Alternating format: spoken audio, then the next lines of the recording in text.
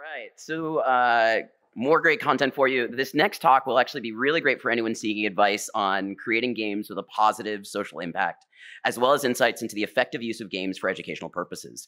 You're going to join Dr. Kris Alexander, a professor of video game design at Toronto Metropolitan University, as he discusses his work mentoring students in game development and draws examples from student-driven projects to highlight the transformational power of games.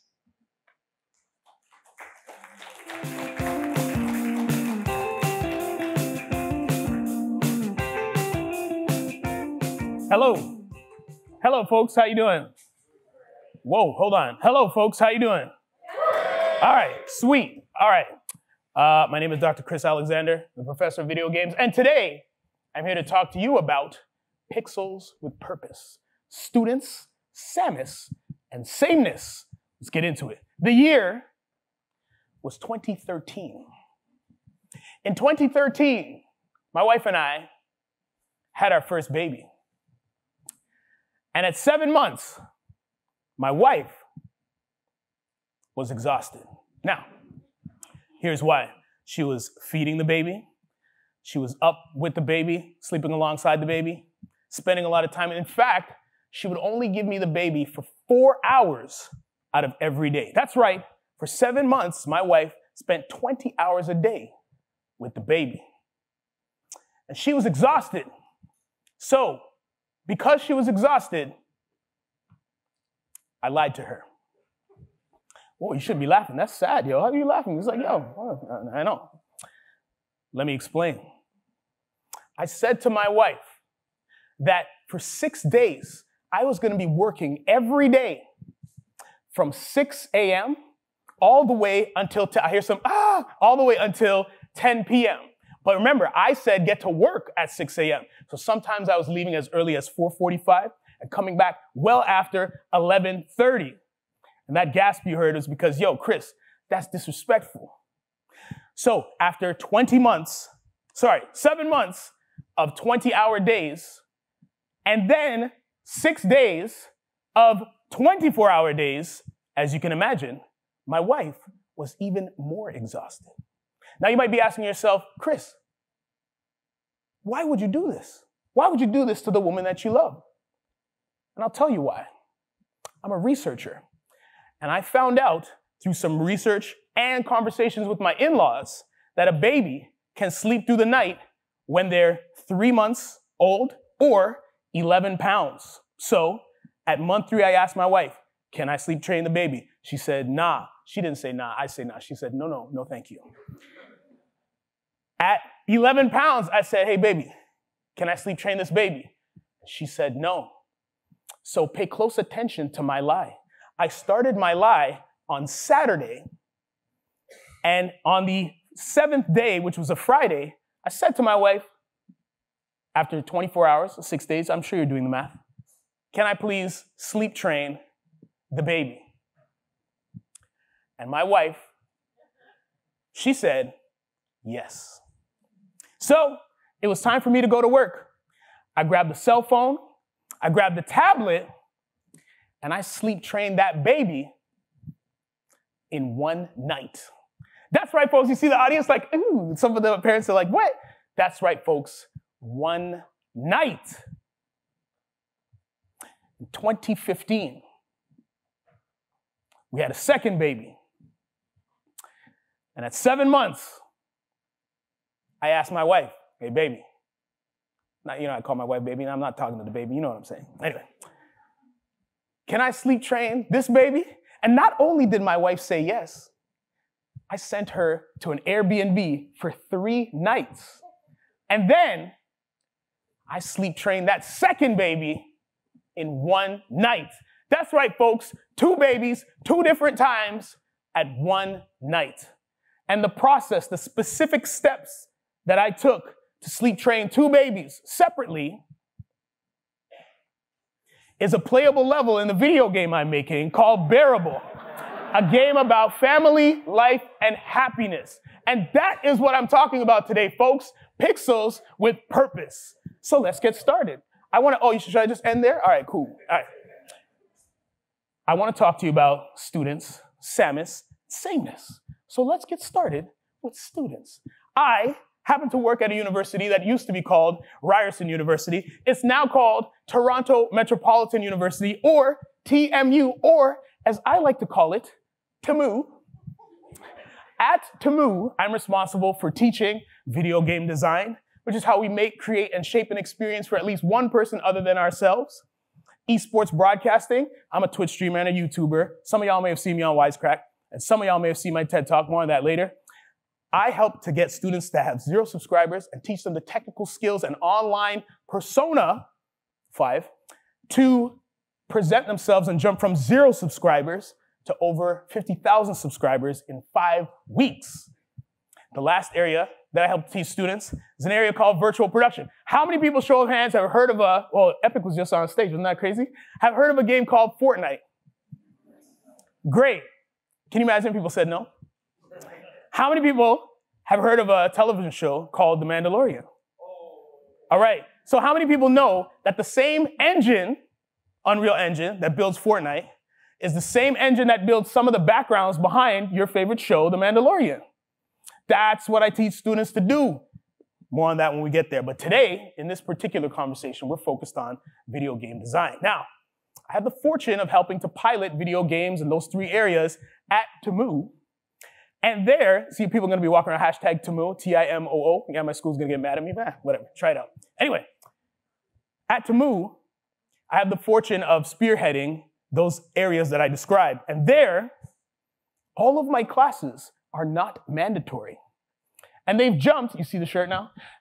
They've jumped from 30 students to 80 to this year over 270, and then more next year. Students are voluntarily taking our classes because of the link we have between theory, practice, and practicality. So, in the student section, I want to talk to you about 3 core games, exciting games, and I have a secret surprise in the audience for y'all today, which I'll get to.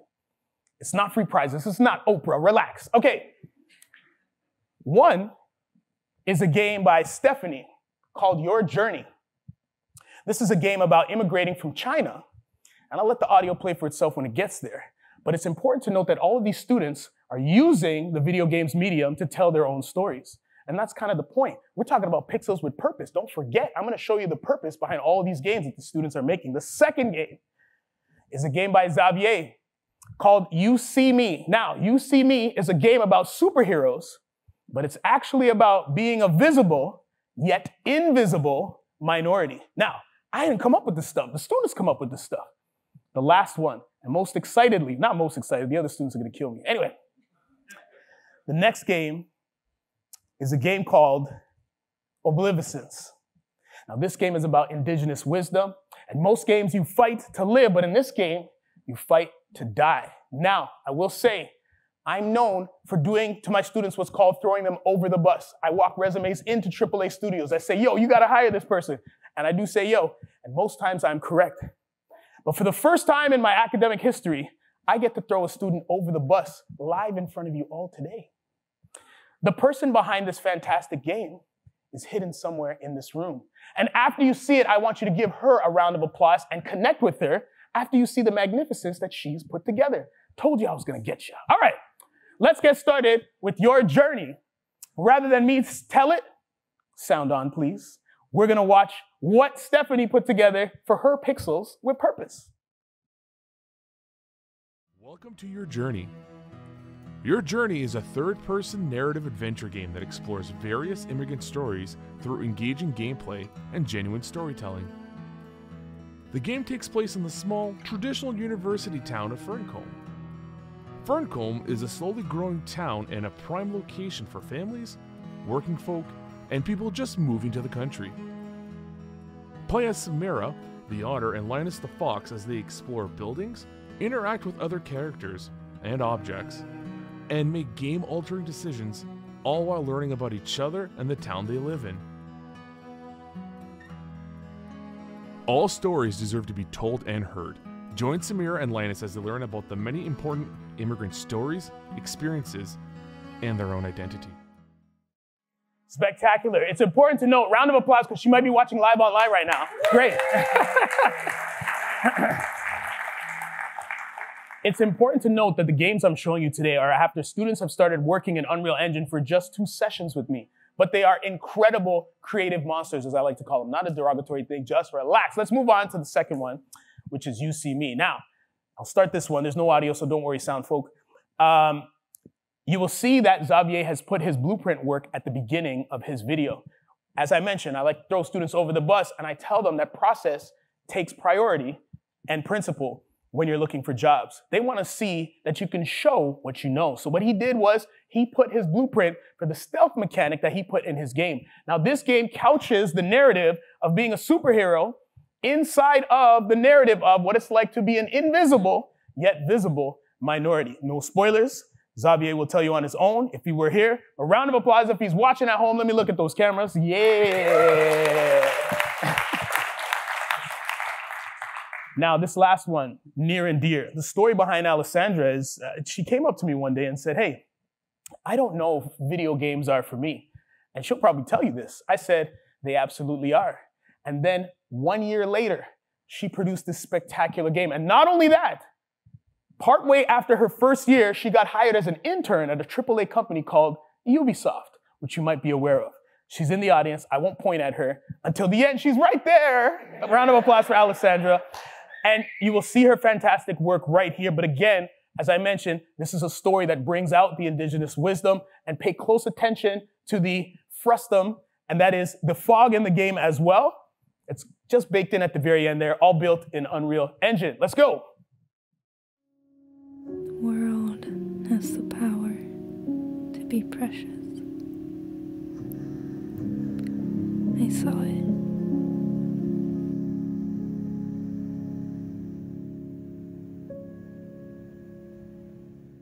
So please, this QR code is to connect with Alessandra, but absolutely do it because she's here in the audience. Round of applause for Alessandra who's here today.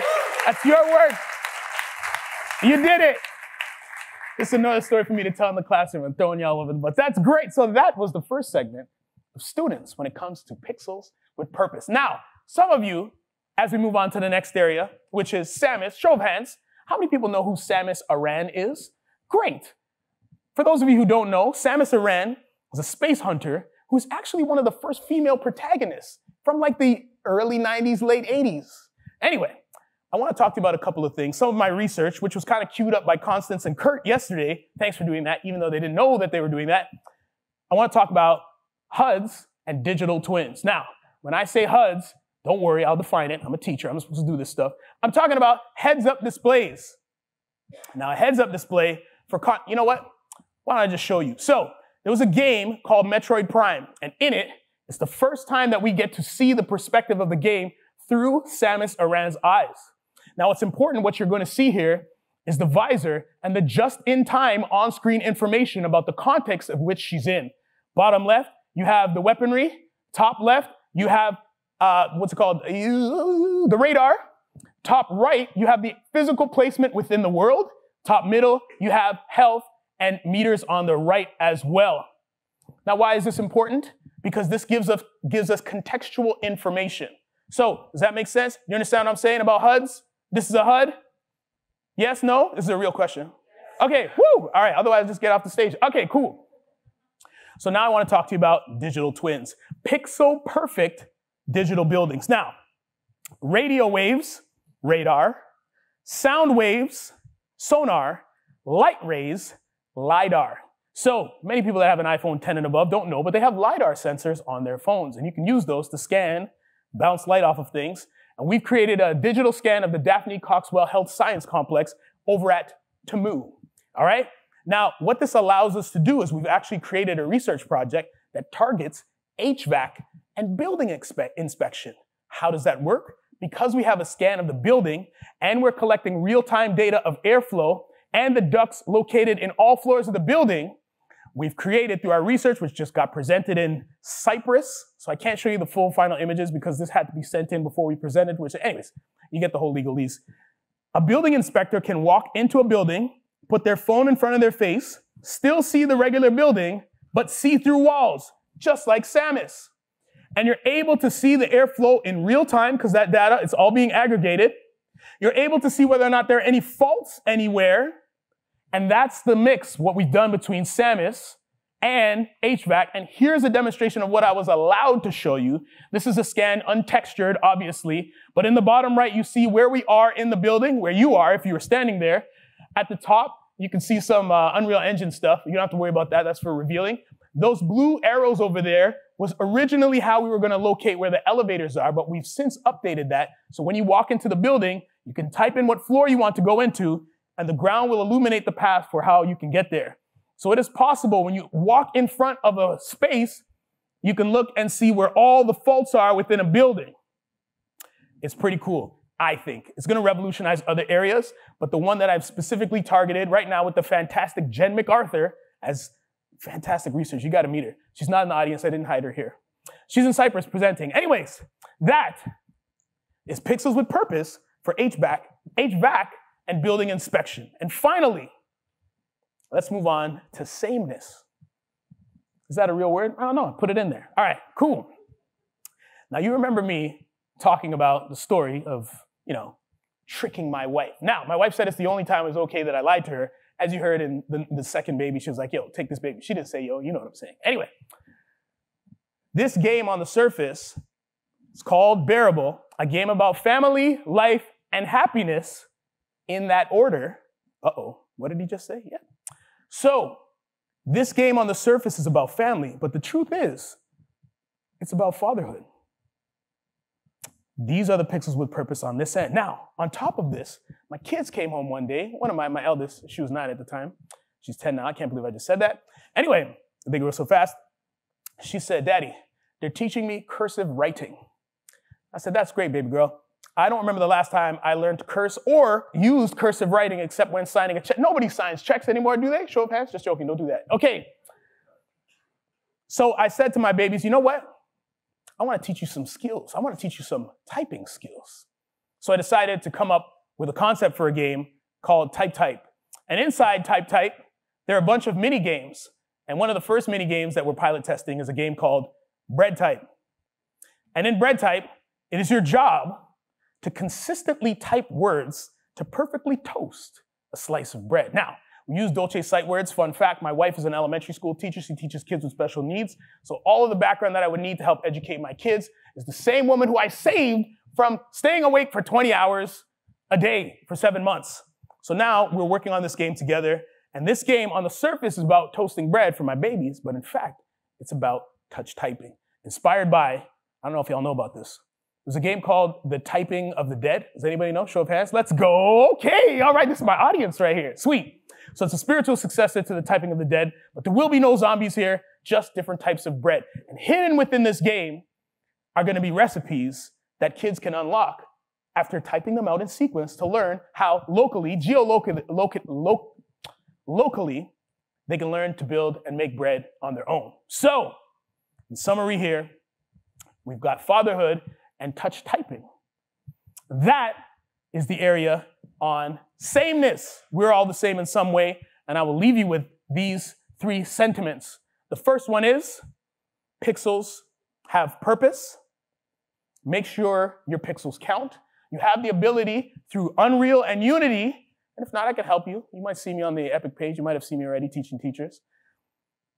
You have the ability to tell your own stories. I tell my students, you can complain about the industry, but the more powerful thing to do is to be the change about the industry. That's how you create purpose with pixels. The second thing I want to share with you is very controversial, and I'm excited for people to argue with me about this one. Pixels have preference. Fun fact, there's not a single game that you can make that can cater to everyone. Notice my game is about fatherhood and not motherhood. I'm not a mother. I've chosen no game, and somebody can prove me wrong. Well, there's this game that caters to everyone. You have to choose. That's what we tell our students. The game that Stephanie is making is about her experience with immigration and the foul things that some people have said to her when she's arrived in Canada, where I'm from. Should have started with that. Didn't. I thought you'd get it when I said to move. Anyway, so pixels have preference. And lastly, if you didn't get it already, pixels must have passion. You got to do it. You got to get out there and build it. It's so easy to complain about it. It's difficult to be the change about it. Not a real sentence, but you know what I'm saying. All right. Ladies and gentlemen, thank you so much for your time. I think that's the end. Sweet. All right.